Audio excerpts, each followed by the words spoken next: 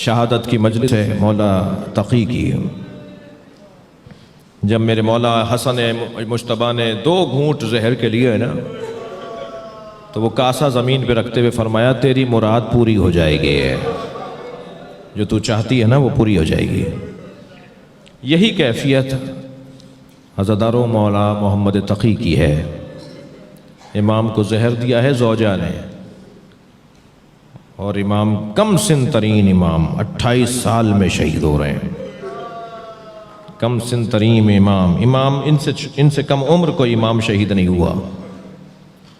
اور مولا کو جب شہید کر دیا گیا تو امام علی نقی نے غسل و کفن دیا، اور غسل و کفن دے کر جب جنازہ اٹھا تو جنازے میں ایک بڑی تعداد تھی جو شریک تھی، مگر چاہنے والوں نے دیکھا کہ امام علی نقی کی آنکھوں میں آنسو ہیں جو رک نہیں رہے، تو ایک چاہنے والے نے بڑھ کر کہا مولا آپ صابر امام ہیں۔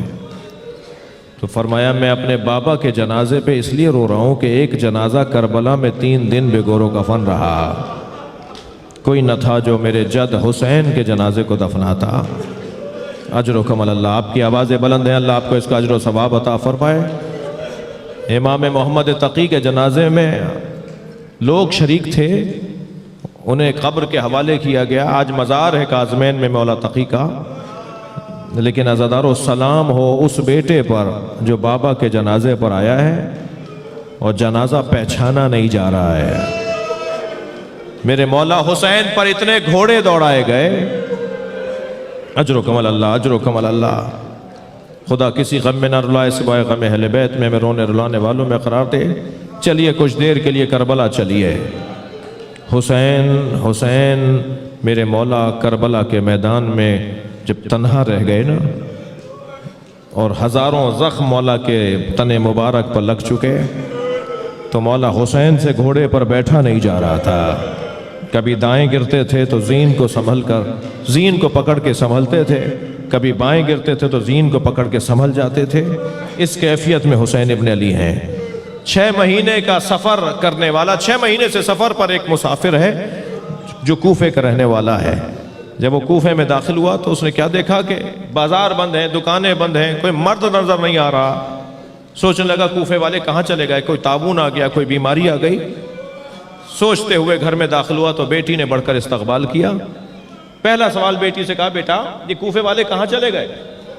کہا بابا آپ بھی جلدی واپس جائیے، اس لیے کہ قریب ہی ایک بیابان ہے جسے کرب و بلا کہتے ہیں، وہاں ایک باغی نے خروج کیا ہے، اور حاکم کا اعلان یہ ہے کہ اگر کوئی اسے مارنے نہ گیا تو اسے گرفتار کر لیا جائے گا، اسے سزا دی جائے گی۔ کہیں بابا مخبری نہ ہو جائے کہ آپ کربلا نہیں گئے باغی کو مارنے۔ عبداللہ ابن عفیف ازدی کہتا ہے مجھے سمجھ میں نہیں آیا کہ یہ کون ہے، کون باغی ہے جسے مارنے کے لیے ایسے لے جایا جا رہا ہے، مگر مجھے اپنی جان عزیز تھی، مجھے اپنا گھرانہ عزیز تھا۔ میں دوبارہ گھوڑا تیار کر کے نکلنے لگا تو بیٹی نے رخصت کرتے کہا بابا جنگ پر جا رہے ہیں اور جنگوں میں مال غنیمت بھی ملتا ہے، بابا مال غنیمت میں اگر یمنی پتھر مل جائیں تو میرے لیے لے آئیے گا، میں اپنے گلے کا ہار بنانا چاہتی ہوں، میں زیورات بنانا چاہتی ہوں۔ عبداللہ کہتا ہے میں گھوڑے پہ بیٹھ کے روانہ ہوا۔ جب میں کوفے سے نکلا تو ایک علیحدہ تاریخ تھی، لیکن جب کربلا پہنچا تو عصر عاشور تھا، عاشور کا دن تھا اور عصر کا وقت تھا۔ میں جب کوفے سے کربلا پہنچا اور عاشور کے دن پہنچا تو میں نے دیکھا کہ ہزاروں کا لشکر ہے جو ایک شخص کو مارنا چاہتا ہے، اور وہ شخص تنہا ہو چکا ہے، اس کے سارے آوان و انصار مارے جا چکے ہیں۔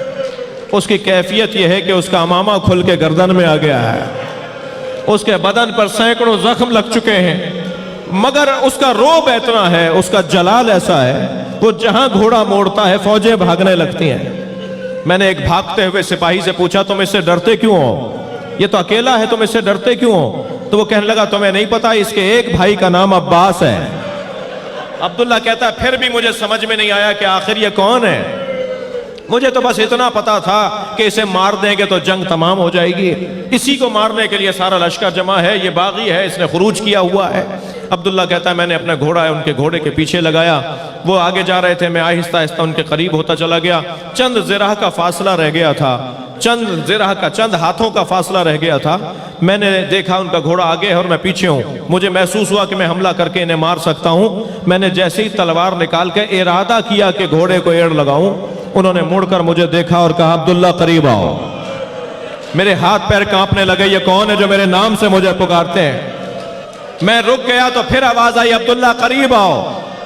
میں نے آگے بڑھنے سے گریز کیا، خوف آ رہا تھا مجھے، تو انہوں نے ہاتھ سے انگوٹھی اتاری اور کہا یہ عقیق یمنی ہے، اپنی بیٹی کو جا کے دینا اور کہنا میں باغی نہیں ہوں، میں زہرا کا لال حسین۔ اجرکم اللہ، اجرکم اللہ۔ جیسے ہی عبداللہ کو معلوم ہوا کہ یہ حسین ابن علی ہے، فوراً تلوار نکال کے مولا کے گرد حفاظت کے لیے چکر کاٹنے لگا۔ مولا نے کہا قریب آؤ عبداللہ قریب آؤ، واپس چلے جاؤ، واپس چلے جاؤ۔